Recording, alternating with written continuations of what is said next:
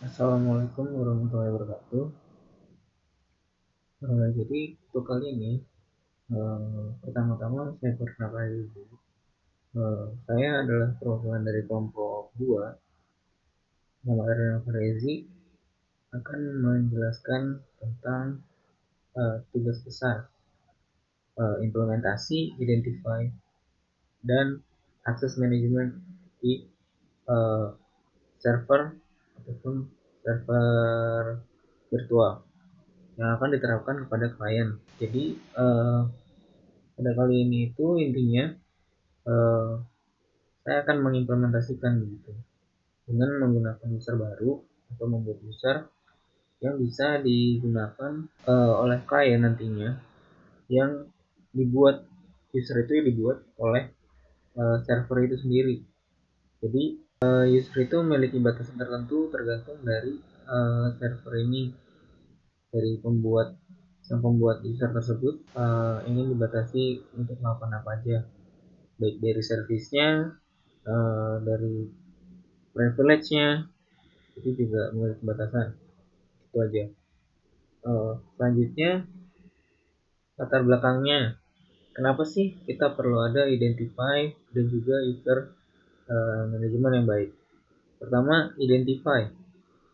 Itu tuh sebenarnya permasalahan yang cukup uh, fatal sih sebenarnya, kalau misalkan suatu perusahaan ataupun suatu pengelola tidak memiliki identify yang jelas sebagai usernya. Contohnya, ketika ada tamu, seharusnya kita itu memberikan suatu privilege tertentu, tergantung fungsi dan apa yang mereka lakukan. Jadi ketika ada seorang analis ataupun konsultan, kita tuh nggak ngasih privilege lebih, seperti dia bisa membuat data atau install aplikasi, dia bisa mengambil data. Tuh, jadi itu sangat membahayakan perusahaan itu sendiri ataupun sang pengelola data tersebut. Tuh. Jadi alangkah baiknya kita membuat identify sebagai user itu untuk siapa dan pada siapa kita berikan hal tersebut. Selanjutnya pada akses manajemen. Jadi akses manajemen itu kita sebagai pengelola memberikan privilege tertentu terhadap dari user tersebut. Ketika di-identify kita membuat user, nah di akses manajemen ini kita memberikan batasan-batasan tertentu terhadap user. Jadi contohnya ketika ada tamu, kita itu nggak memberikan fasilitas yang penuh sepenuhnya seperti admin ataupun pengelola-pengelola yang ada dalam perusahaan tersebut. Jadi kemungkinan data yang hilang atau penanaman virus, terus melakukan rating, itu sangat kecil. Jadi kita pun semisalkan mereka memaksa melakukan hal itu, kita bisa membacanya, ada recordnya seperti apa yang sudah mereka lakukan, itu bisa kita lakukan gitu. Jadi gunanya identify dan juga user management itu meminimalisir kesalahan ataupun meminimalisir rusaknya data-data yang sudah ada di perusahaan tersebut ataupun data-data yang ada di server, supaya aman. Jadi kurang lebih seperti itu. Terus solusi usulannya, jadi dari sini kami akan membuat suatu user yang akan bisa melakukan login di klien sesuai dengan apa yang kita ingin, sesuai dengan sang pembuat inginkan. Misalkan di klien itu nanti dia nggak bisa install kecuali admin gitu kan. Jadi kalau misalkan admin, kita bisa CRUD, bisa install data, punya service yang lengkap. Tapi sebagai user yang tadi itu yang kita buat nantinya memiliki batasan-batasan tertentu. Tuh. Oke, jadi selanjutnya di bagian instalasi dan juga konfigurasi. Sebenarnya kalau soal instalasi dan konfigurasi itu ini sudah pernah dilakukan. Nah, instalasinya seperti ini. Jadi kita milih dulu role base ini sebagai apa.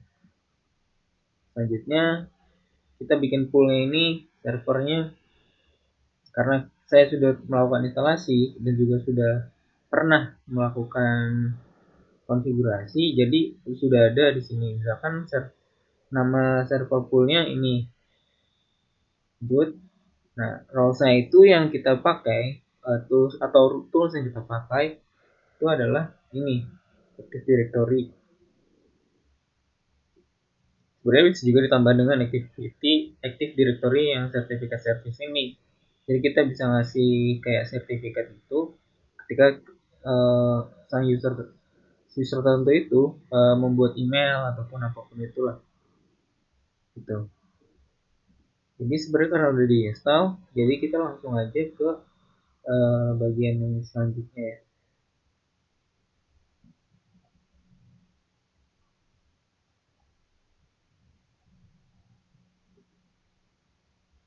Nah, jadi ini merupakan salah satu template atau yang kita akan pakai di bagian apa ya,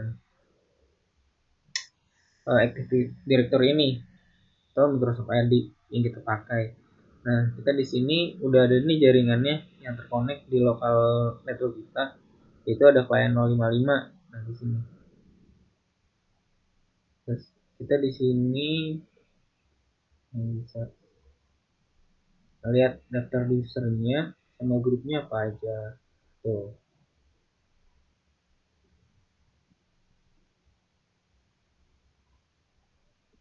Ini ada beberapa kayak contoh. Nah, ini servernya di PC ini, di OS ini yang sedang berjalan. Oke, jadi mari kita sekarang lanjutkan ke bagian contohnya atau implementasinya pada kali ini. Pertama, saya akan membuat contoh ini untuk pembuatan dari misalkan organisasi social unit. Misalkan saya membuat organisasi social unitnya itu namanya ID department.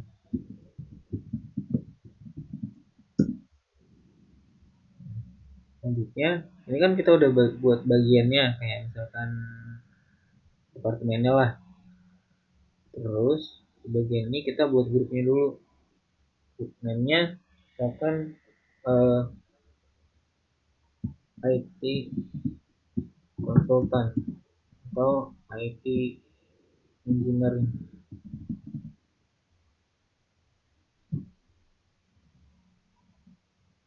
Oke. Nah, ini kayak misalkan grup bagiannya di bagian IT engineering. Terus kita udah buat itu, kita buat lagi usernya. Misalkan saya kasih nama saya Ardan Alfarozi.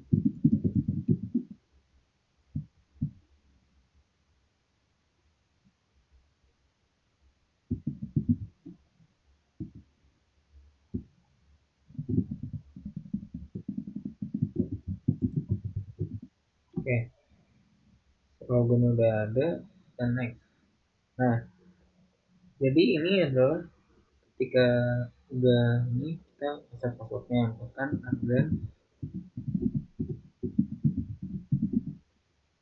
Nah, ini eh, jangan di checklist karena memungkinkan si user itu bisa mengganti password. Nanti kita coba sini sama password supaya passwordnya nggak diganti sama user, terus juga passwordnya nggak akan expired dalam waktu beberapa jangka waktu tertentu.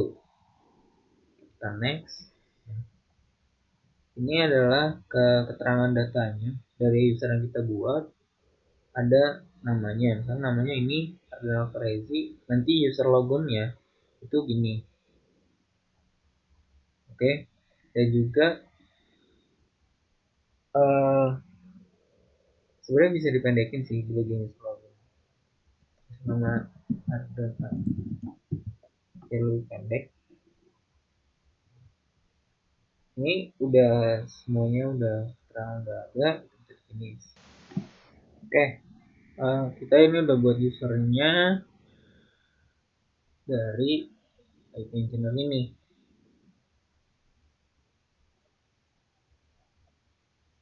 Sini udah ada kan ya. Ini. Hmm.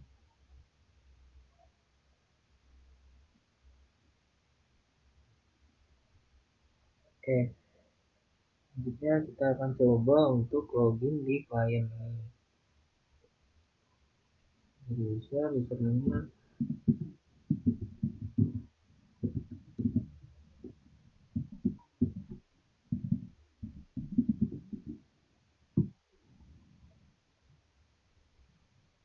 Nah, dari apa yang udah kita buat tadi, ini adalah salah satu implementasi dasarnya untuk membuktikan bahwa kita tuh bisa mengelola memberikan akun tertentu kepada orang-orang baru misalkan, supaya kita bisa membaca ataupun melihat record dari orang itu tuh udah apa aja sih sebenarnya di perusahaan ini, terus juga di apa yang udah dia kerjakan itu sebenarnya bisa melakukan penyerangan gak sih terhadap kelemahan-kelemahan yang ada pada server, ya kan? User ini menimbulkan virus nggak sih, pernah ngasih virus apa gitu loh aplikasi, itu juga sangat penting gitu, dalam penggunaan uh, identity dan juga user akses manajemen ini gitu. Jadi kita bisa membatasi dan juga mengelola supaya perusahaan kita tetap aman gitu. Oke, sembari kita nunggu dulu installingnya, kita cek lagi sebentar.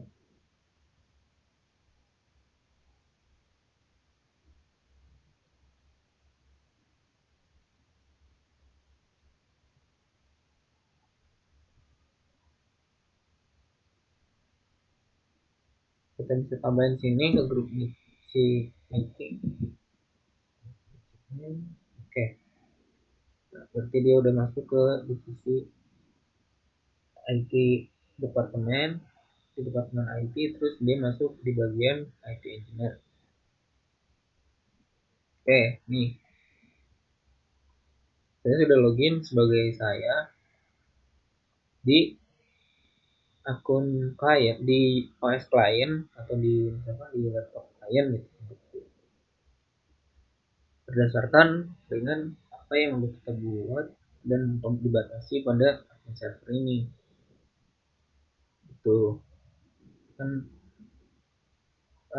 di sini ada basic basic kan, mungkin itu aja sih untuk implementasinya. Nanti saya tambahkan lagi bagian instalasi, misalkan kita mencoba untuk instalasi satu apps. Ini contohnya ya, coba kita install Wireshark. Nah, ini ada batasan kan, karena si klien ini kita anggap sebagai guest tuh.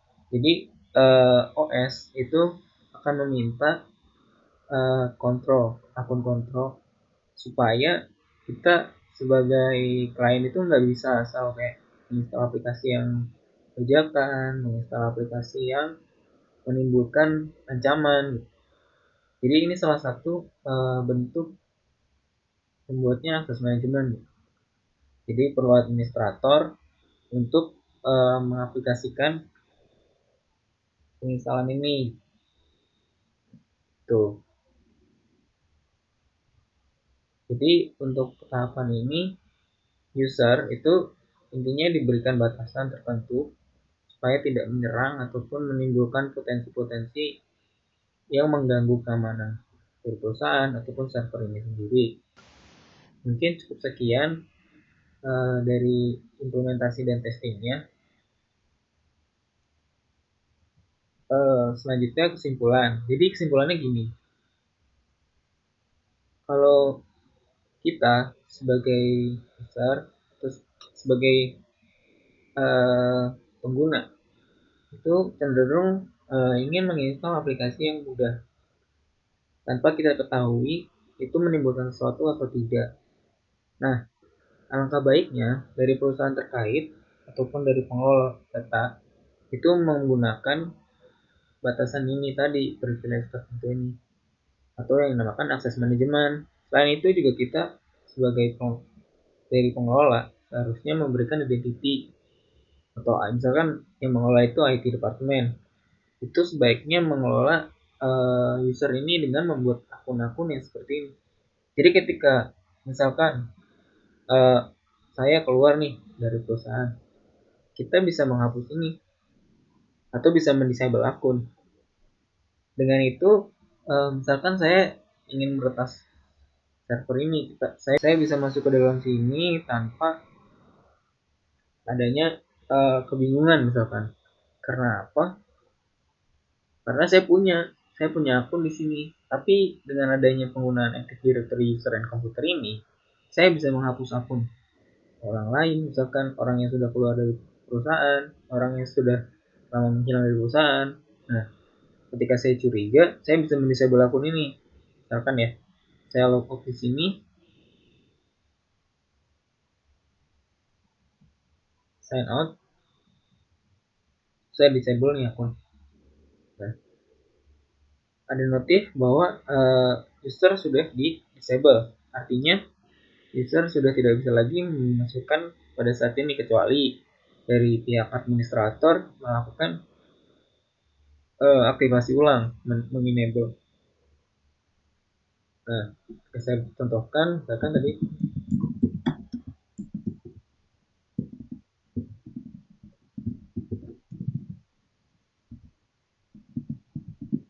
Nah, aku sudah disable oleh admin. Tolong cek atau minta bantuan pada administrator untuk kembali. Nah, itu merupakan salah satu bentuk untuk menjaga keamanan perusahaan. Jadi, apakah identity and access management itu penting? Sangatlah penting untuk perusahaan besar maupun perusahaan kecil. Karena apa? Data yang dimiliki perusahaan itu tidaklah murah, tapi itu sangat-sangat harta yang paling penting yang dimiliki oleh perusahaan. Karena permasalahan apapun itu, sekecil apapun, itu bisa menjadi bumerang terhadap perusahaan itu.